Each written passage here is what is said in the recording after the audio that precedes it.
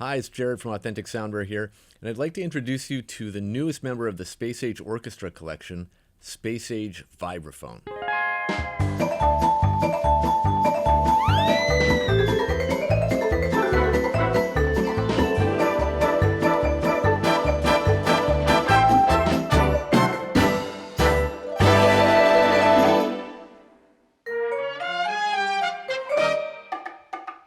This is a great all-around vibraphone instrument, but with special consideration taken to make it feel at home in vintage-style orchestrations, jazz, Latin big band, film noir, also vintage soul, Motown, R&B, any style that could really benefit from an authentic vintage tone.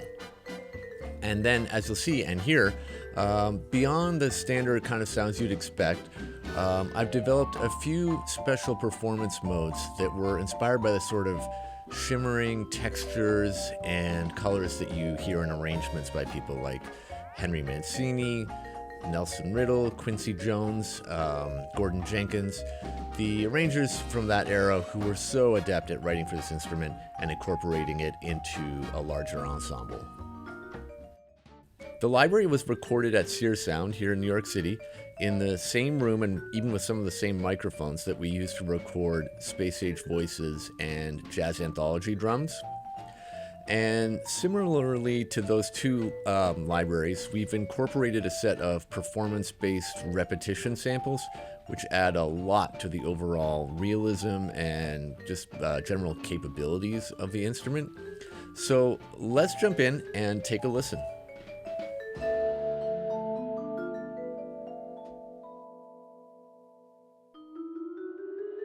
Okay, so we're here in Contact, and when you load Space Age Vibraphone, this is the first thing you'll see. I'm demonstrating this using Contact version 6, but it will work in newer versions too. There are three views or pages to this interface, which you can navigate to using these three buttons. So this is the Perform page. Then we have the Sound page where you have your microphone mixer and effects, and then we have an Advanced Settings page. I'm going to go back to Perform here. Up here you'll see how you can select between the two different mallet types. We have a medium and soft mallet. You can set the mallet type by just clicking on this button. You can also use Contact's MIDI Learn function to assign a control to this and then automate the mallet type changes in your sequence. You can also use the keys, the key switches here on C1 and C#1, and then you could record those into your sequence as well to automate your selection if you want to change it on the fly. Then we have the articulations down here. These can be set using the buttons or by using the key switches beginning on C0. Over here you'll find the controls for the vibrato effect. There's a button to turn it on and off, and these two knobs for the vibrato speed and the depth or the sort of intensity of the vibrato effect. After a lot of back and forth, I decided to go with the approach of applying a vibrato effect using the Contact modulation capabilities instead of sampling the instrument with one fixed vibrato setting baked into the recordings.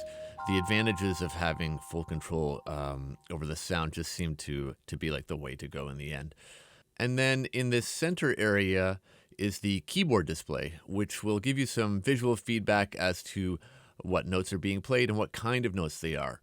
For example, if you see yellow dots here, it means the note was played with the medium mallets. If the dots are green, it's the soft mallets. If you see an X on the keyboard, that means the script has just dampened that note for you, but more on that later. And then one last little thing is this little sustain pedal indicator down here. If I push the sustain pedal down, you'll see it's yellow and then it's up. The sustain pedal is so integral to how a vibraphone works, and your MIDI sustain pedal is likewise going to be a big part of how you use this library. So this is just a helpful visual reference for you. So let's go check out some of the articulations and playback modes.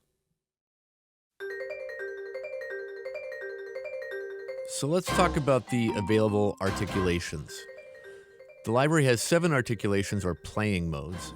Some of them are pretty straightforward and self-explanatory, while others are actually helper modes that are dedicated to creating a specific result. And they might need some deeper explanation. So for now, I'm just going to give you a quick listen down, and then I'll do some other in-depth videos explaining things like blur mode and the tremolo mode. So let's check them out. First is vibraphone mode. In vibes mode, the sustain pedal acts as a selector between the muted short notes and the longer sustains. So if I leave the pedal up, I get short notes like this.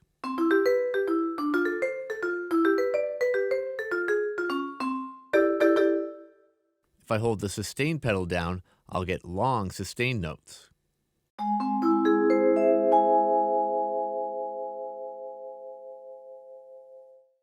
It's also possible to do what's called after pedaling. So if I leave the pedal up and play some short notes, but then immediately depress the pedal after a short note, I'll get a sustaining ring out after the short note, kind of like you would on a piano.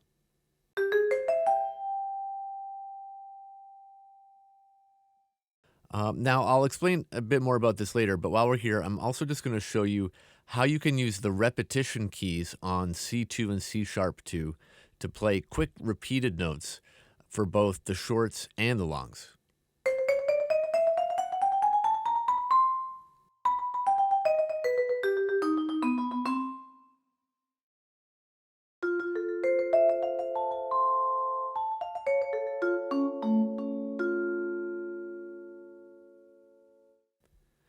Okay, so the next one is keyboard mode, which is an easy to use performance articulation. It's a bit simpler to use with a MIDI keyboard than vibraphone mode because you don't have to use the sustain pedal to select the length of the notes. You should just kind of play what you want like you would on a piano or synth. And what it does is layer a short note attack over the sustain samples. So if you play short notes where you release the key quickly, you never get to the longer sustain layer. But if you hold down the key for a little bit longer, you get the long notes. In this mode, the sustain pedal acts similarly to a piano. It's useful for playing melodies that alternate back and forth between short and long notes like this.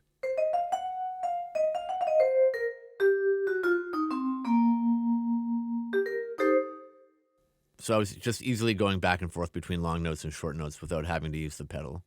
The other thing you can do is play and hold a chord the way you would on a piano, and then play a melody over top of those notes that are sustained.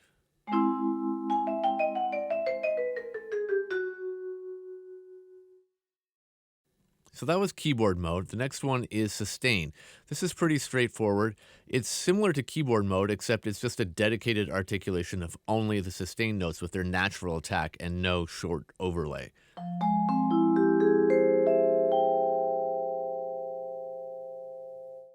Likewise, we have the shorts, which is just a simple short notes only articulation without that sustain layer in keyboard mode.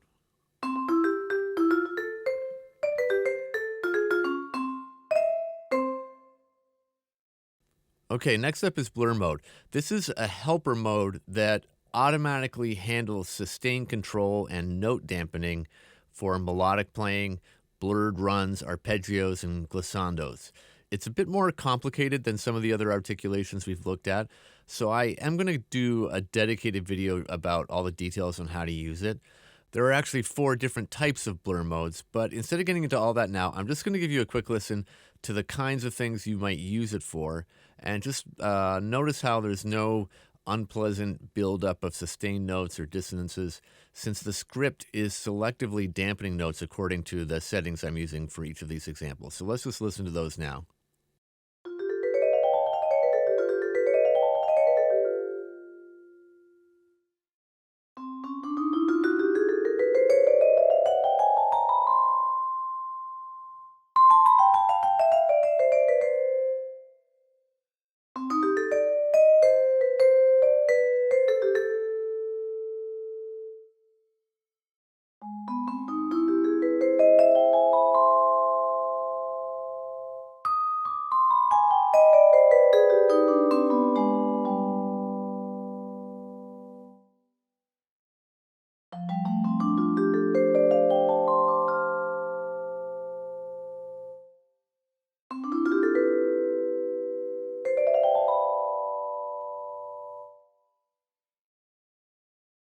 maybe a little bit hard to know exactly what's going on from those examples. So that's why I'm going to do that other video, and look for that in the description below. Okay, so next up is the rolls. These are dynamic rolls. They're dynamic because they're scripted rolls, not sampled rolls, and you can perform them in real time. So you can change the rate of the strokes and the velocity of each note that's being played by the script using these controls here. So let's just take a quick listen.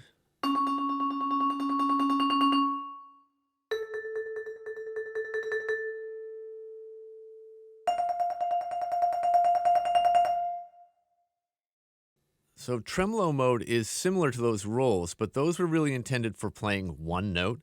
Tremolo mode shares the same controls, but it's scripted to automatically voice up to 4 notes of a chord across 4 mallets the way a real performer would. So it's going to alternate between your upper voices and lower voices based on how many notes you're currently doing in your tremolo.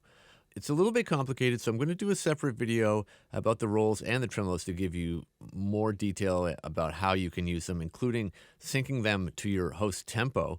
But let's just take a listen to some of the effects you can get with tremolo mode.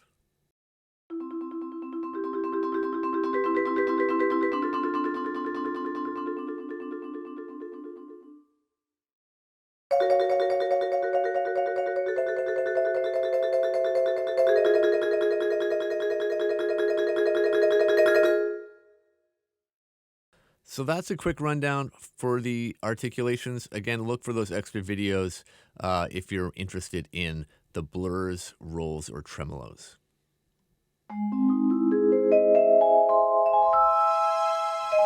Okay, so now let's take a look at the different options we have for shaping the sound of the instrument. As I mentioned, the library was recorded at Sear Sound Studio A, and the mics all went through their custom Neve console that they had there.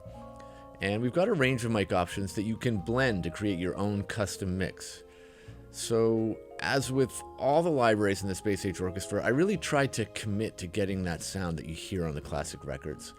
But we did also record a pair of mics that are Sear Sound's sort of current go-to jazz vibraphone setup, and they give you a bit more of a flexible, wider, close mic perspective if that's what you need. So let's have a look at how to use them and some of the other options for modifying the sound of the instrument. Okay, I've switched to the sound page to show you the different microphone positions and other mix settings. Let me just take you through the 4 microphone positions. Our stereo overhead is sort of the Sear Sound standard jazz vibraphone setup. It's a pair of vintage Neumann U67 tube mics in a close overhead. Then we have a stereo room, which was an R88 ribbon microphone. The mono overhead is a vintage RCA 77 ribbon, and then the mono room was a RCA 44, vintage RCA 44. Pretty straightforward controls here. You have a button that turns that mic on or off. There's an echo send, which goes to the reverb effect. There's a volume fader. There's a pan control. And then for the 2 stereo mics, there's a width control for narrowing the stereo field or expanding it, with enhanced stereo imaging. And they all work together, and that would sound kind of like this.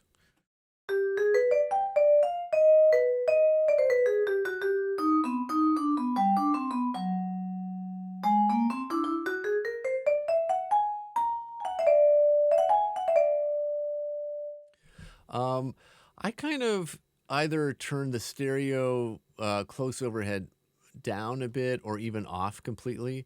One of my favorite settings is to sort of really favor this mono overhead.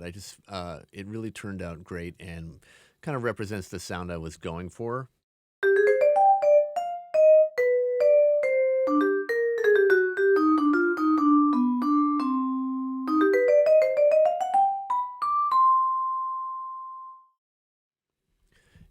We have our room mics, of course. So these sound really great, especially for putting the instrument in a larger ensemble, like in a orchestra setting or in a big band.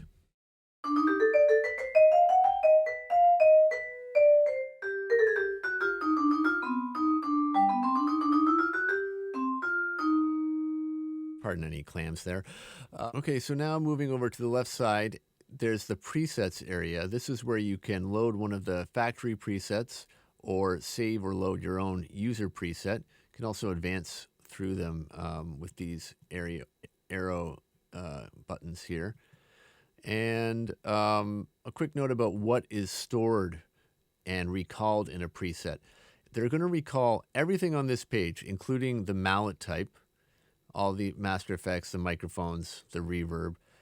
It will also recall the vibraphone setting, the vibrato setting. So if you have the vibrato on, the speed and the depth, and it's also going to recall this align room mic timing button, which I'll get to later. So that's it for the presets. Then we have the reverb effect. You can turn it on by pushing the button. You can choose to load up one of the included custom impulse responses, and then you can also adjust the return level of the reverb. I'm going to turn that off for now. And then over here on the right-hand side, we have a couple master effects. We have a tape saturation effect. It has one control that, called amount that is going to proportionally increase the gain, the warmth, and the high frequency roll off. You could just turn it on or off. And then we have a transparent limiter with a threshold setting. So the more you pull this down, the more limiting you get and more output gain you're going to get on your signal. Just a quick note about that align room mic timing. So this is a little feature I added. It's designed specifically for the situation where you might have only the room mics on and no close mic. Let me just read you the little blurb that shows up down here.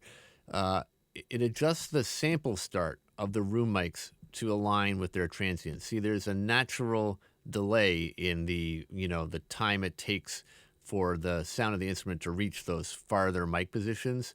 And I just felt that when I was testing the instrument out at with songs that were at a fast tempo and playing really rhythmically, it just was like a slight bit of latency I felt because the samples were starting almost a little bit before the transient. So you can, at slow tempos, it's not really an issue, but I mean, we're talking about maybe, I think it's about somewhere in 8 milliseconds. So it's really short, but I did notice it. So if you feel that you're experiencing that, you can just turn this align room mic timing button on, and it's going to adjust all the sample starts of the room mics so that you can have like that snappy response, especially if you're playing like really percussive fast material. So I think that's it for the sound panel. Let's move on.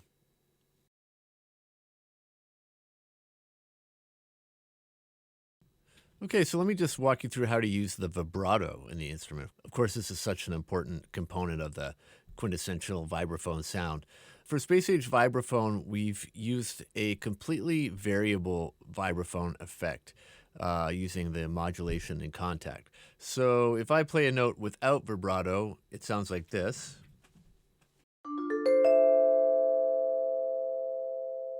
And if I turn vibrato on, it sounds like this.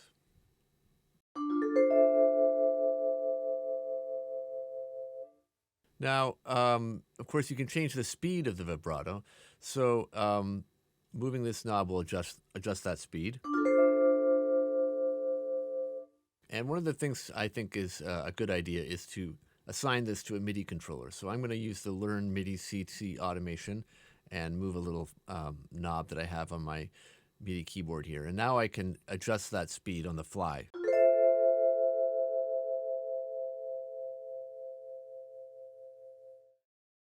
Now, while it's not truly authentic, I thought let's add a depth control.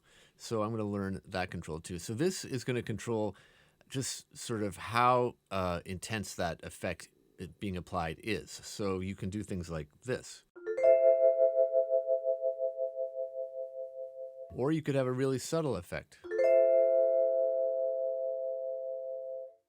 You can even go to, like, I have a preset in here called Out of This World. Just, sometimes they use these really extreme settings for like a, alien attack or something like.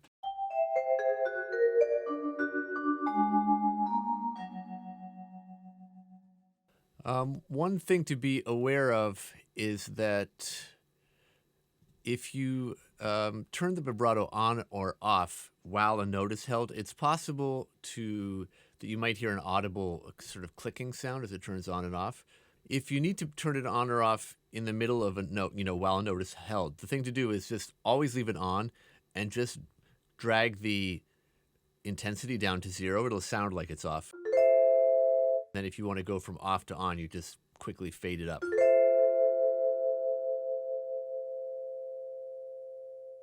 So you can just go back and forth without any audio artifacts. One other thing to know is that you can turn it on or off by playing these key switches.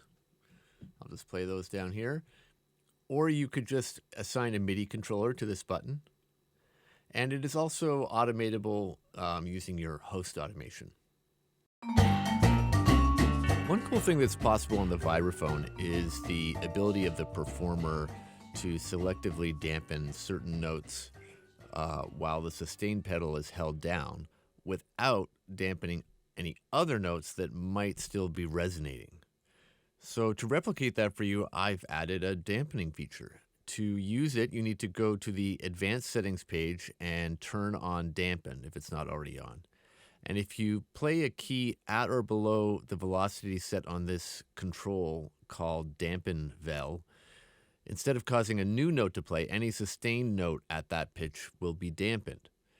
So here's an example of a situation where you might want to do something like that. I'm going to hold down the sustain pedal and play a chord. And then with the pedal still down, I'm going to play a melody that contains a minor second as the last interval.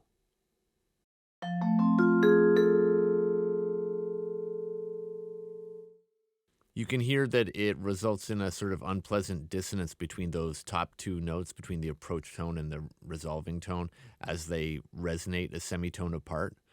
But on a real vibraphone, the player could easily dampen that treble note without affecting any of the other notes. So if I play it again and dampen the lower of those last two notes simultaneously with playing the final note, the melody will become clear. And you can tell that the note was dampened because you'll see a little X on the key on the keyboard display. So listen to that.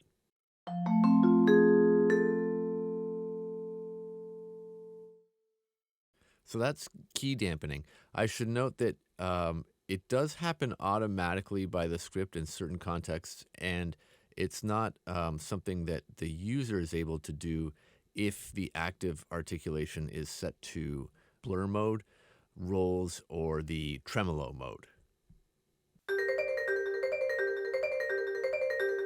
Okay, the last quick thing I wanted to talk about was the advanced settings page, which you can get to by clicking on this button up here.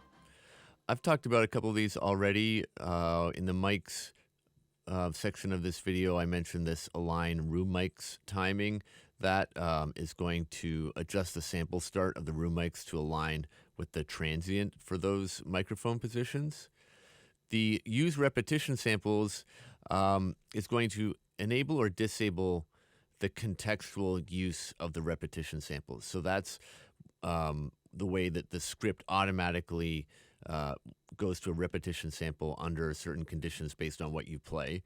So you can turn this on or off if you just want to always have a standard sample instead of going to a repetition sample. You might do that in a case where you're playing really quick notes and the last note that you want to play wants to have more of an accent, because the repetition samples do by nature sound a little bit less they have a little less point on them. This doesn't affect the tremolo or rolls. If you have the tremolos or rolls active, they have their own independent switch for use repetitions or not. So this is just only going to work for the other articulations. I usually just leave that on. That's also going to affect, I should add, what happens when you use the repetition keys. Then there's the enable bars animation. That's talking about the animation you see here when you play a note. If you want to turn that on or off, if you just, if you find it distracting or something, you can just turn it off. We talked about this in the key dampening section. This is whether key dampening is enabled and what velocity threshold is set for it. And then the last little thing is this shorts envelope. This is just a decay time for all the short samples. That goes across the dedicated short articulation, the vibes mode, and the short overlay in keyboard mode. They'll all be affected similarly by this control. I usually leave it all the way up, but there might be a case where you just want it to really feel really short. So that's what that's there for. So that's a look at Space Age Vibraphone. I hope you enjoyed the video. I hope it was helpful to you. There will be more videos covering other topics in greater depth, so keep a lookout for those. And if you have any questions, please send me an email through the contact form on the website. I'd love to hear from you. Thanks so much for watching. I'll see you in the next video. Bye.